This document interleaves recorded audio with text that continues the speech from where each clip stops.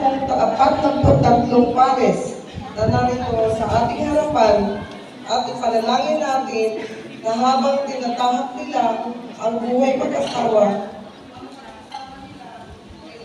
magiging matatag at makabuluhan. Makabuluhan sapagkat baliwala ang samahan sa mundong ito kung hindi nakakapon at nakatutok sa isang samahan na mas malalim ang buhay na walang hanggan. Galing ang pag-ibig, ang pag-ibig na yan, dumadaloy sa inyong dugo at laman at binabahagi ninyo sa isa't isa. Daman natin ang pag-ibig ng Diyos.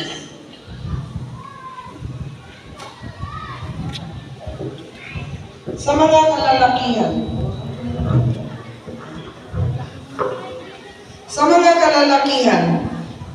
kayo ba ay kusang loob na pumarito upang magpakasal sa inyong mga minamahal na walang tumakot o pumilit sa inyo upang gawin ito? Yan. Sa mga kababaihan, kayo ba ay kusang loob na pumarito upang magpakasal sa inyong mga minamahal na walang tumakot o pumilit sa inyo upang gawin ito? Mas malakas? Kayo ba ay tunay na nagmamahalan? Sa mga lalaki, tinatanggap niyo bang maging kabiyak ng inyong puso ang mga babaeng nasa inyong tabi?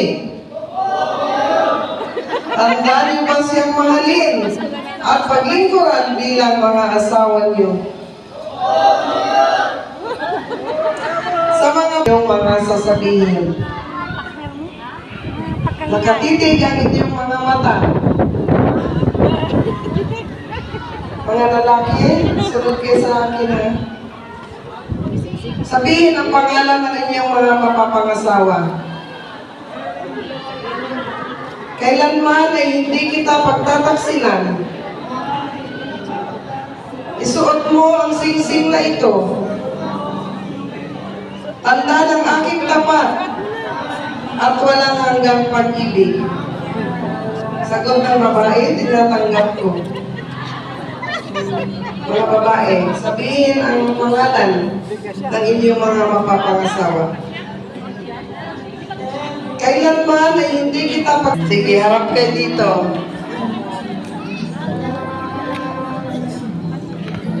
Pinapakiusapan ko po na tumayo ang lahat.